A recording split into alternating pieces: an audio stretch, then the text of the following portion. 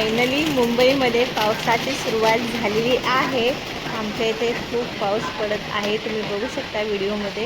मस्त रात्रभर पाऊस पडलेला आहे, सकाळपासून सुद्धा पाऊस पडत आहे।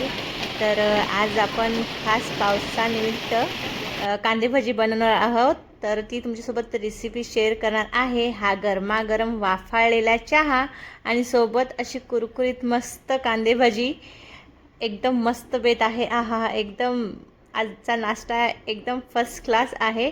तर रेसिपी स्टार्ट करण्याआधी मी समृद्धी दक्कन थाट विथ समृद्धीमध्ये तुमचं सगळ्यांचं मनापासून स्वागत करते। तर चला बघूया त्याच्यासाठी साहित्य। तर मी तर कांदे घेतलेले आहेत अर्धा किलो। तर हे कापून घेतलेले आहेत आणि आता पावसाळा चालू आहे म्हणून त्याच्यावर थोडीशी काळी काळी भुरशीसुद्धा असते, तर तुम्ही धुवून घ्या। इथं बेसन पीठ घेतलेलं आहे, 150 ग्रॅम आहे बेसन पीठ। आणि इथं तांदळाचे पीठ आहे 3 चमचे। आणि इथं साखर आहे 1 चमचाभर आणि चवीनुसार मीठ। लाल तिखट आहे 1 ते 1.5 चमच आणि 3 हिरव्या मिरच्याचे काप केलेले आहेत एकदम बारीक। आणि कोथिंबीर अर्धा चमचा, हळद पावडर थोडासा, अगदी चिमूटभर खायचा सोडा आणि 1 चमचाभर ओवा। हे आपलं साहित्य तयार आहे। तर आता कांदा कापताना मेन गोष्ट आहे ती म्हणजे त्याचा जो मेन मधला पोर्शन आहे तो कापून घ्यायचा आहे। त्याच्या आता मी तुम्हाला व्हिडिओमध्ये दाखवते बघा।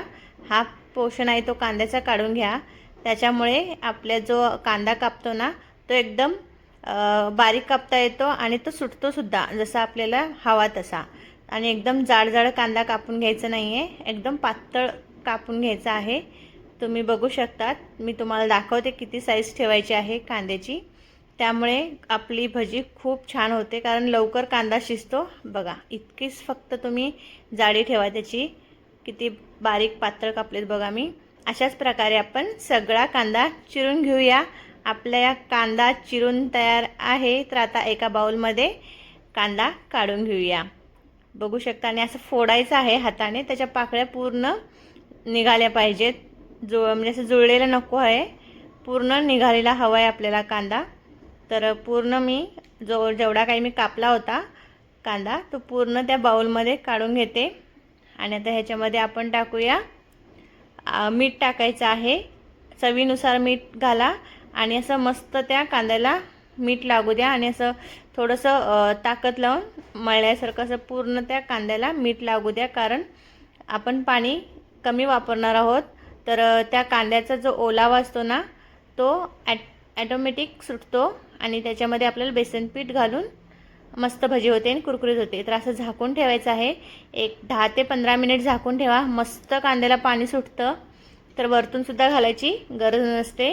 तर आता टाकूया हिरवी मिरची आणि त्याच्यानंतर लाल तिखट, त्याच्यानंतर टाकूया ही साखर, त्याच्यानंतर टाकूया तांदळाचं पीठ।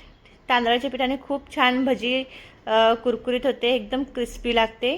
त्याच्यानंतर टाकूया थोडीशी हळद पावडर आणि बेसन पीठ हे पचायला थोडंसं जड असतं, त्याच्यामुळे टाकूया ओवा। ओव्याची खूप छान टेस्ट उतरते, पण हातावर चोळून असं तुम्ही ओवा टाकून द्या त्याच्यामध्ये। आणि भरपूर कोथिंबीर घाला तुमच्याकडे अवेलेबल असेल तर। आणि आता हे सर्व साहित्य आपण मिक्स करून घेऊया।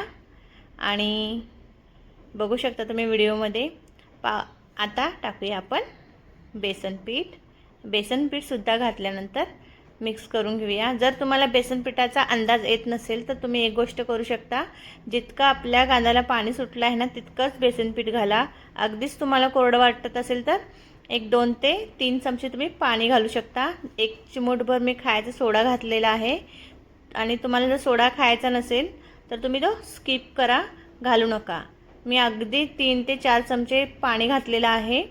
तर आता ते एकजीव करून घेऊया मिश्रण। आपलं मिश्रण एकजीव झालेलं आहे, तुम्ही बघू शकता। आता आपण अजून थोडीशी कोथिंबीर घालून घेऊया आणि तीसुद्धा मिक्स करून घेऊया। आता फायनली आपलं भजीचं मिश्रण तयार आहे, तुम्ही बघू शकता। खूप छान झालेलं आहे, पाणीसुद्धा बरंच सुटलेलं आहे। तर आता तळायला कढई ठेवूया गॅसवरती। तर तळण्यासाठी तेल घेऊया आपण आणि त्याच्यामध्ये भजी तळून घेऊया। तर आधी आपण तेल तापले की नाही चेक करून घेऊया. थोडंसं मी टाकलेलं आहे, बघू शकता व्हिडिओमध्ये. आणि आता आपण बाकीचे भजी टाकून घेऊया. तुम्हाला जशी हवी, म्हणजे लहान हवी लहान टाकून घ्या साईज, मोठी हवी असेल तर मोठी टाकून घ्या. तुमच्या आवडीनुसार तुमची साईज कमी जास्त करून घ्या. तर मी आता भजी टाकलेली आहे आणि आता ह्याला खरपूस होईपर्यंत आपण तळून घेऊया. 1-2 मिनिट झालेले आहेत आणि आता आपण पलटून घेऊया. आणि भजी तळताना केव्हाही गॅस फास्ट करायचं नाही, मीडियम फ्लेमवर भजी तळायची, नाहीतर मग आपली भजी जळू शकते आणि आतील पीठ हे कच्चं राहू शकतं. म्हणून मीडियम फ्लेमवर केव्हाही भजी तळायची. आणि शेवटचे 2 ते 3 सेकंद फक्त फास्ट ठेवायचा गॅस, आणि जेणेकरून आपली भजी खूप कुरकुरीत होते. तुम्ही बघू शकता कलर काय भारी आलेला आहे, एकदम ब्राऊन कलर, मस्त, बघितल्या क्षणी खावावीशी वाटणार आहे भजी. तर आता असा गाळून घ्या झाऱ्यातून, जेणेकरून एक्स्ट्राचं तेल असेल ते त्याच्यामध्येच पडेल.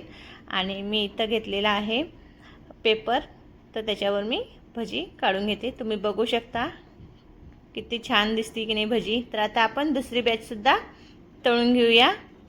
तर आता परत मी भजी सोडत आहे कढईमध्ये. साईज कमी जास्त करू शकता तुम्ही. आता पावसाळा म्हटलं की भजी म्हणा, सँडविच म्हणा, टोस्ट बटर म्हणा, भजीमध्ये किती प्रकार आहेत. मुगाची भजी आली, बटाटे भजी आली. पण आपण लहान असताना एक गोष्ट तुम्हाला आठवते का, म्हणजे माझा जन्म गावी झालेला आहे, मी लहानाची मोठीसुद्धा गावी झालेली आहे. तर पावसाळा पडला ना, तर आमची आई वगैरे ना चिंचुके भाजून द्यायची आणि आम्ही ते खिशामध्ये घालून मस्त शाळेला जायचो. रिमझिम पाऊस आणि ते कुडकुडीत मस्त लागायचं. कोण तुम्ही मिस करता का ही आठवण तुमची? नक्की मला कॉमेंट सेक्शनमध्ये सांगा तुम्ही. आणि आपली दुसरी बॅचसुद्धा मस्त तळून झालेली आहे आणि अशाच प्रकारे मी सर्व भजी तळून घेणार आहे. तर आता आपला गरमागरम चहासुद्धा साईडला तयार आहे. तुम्ही बघू शकता भजी खूप छान दिसते, खूप कुरकुरीत झालेली आहे. बघू शकता मस्त कांद्याने वाकडे तिकडे आपली साईज झालेली आहे भज्यांची. तर आता आमचा चहा नाश्ता तयार आहे. व्हिडिओ स्किप न करता बघितलात त्याबद्दल धन्यवाद. गरमागरम कांदे भजी तयार आहे. जर व्हिडिओ आवडला असेल तर लाईक करा, चॅनलला सबस्क्राईब करा, शेअर करायला विसरू नका. परत पुन्हा भेटूया एका नवीन व्हिडिओसह. तोपर्यंत नमस्कार, धन्यवाद, थँक्यू.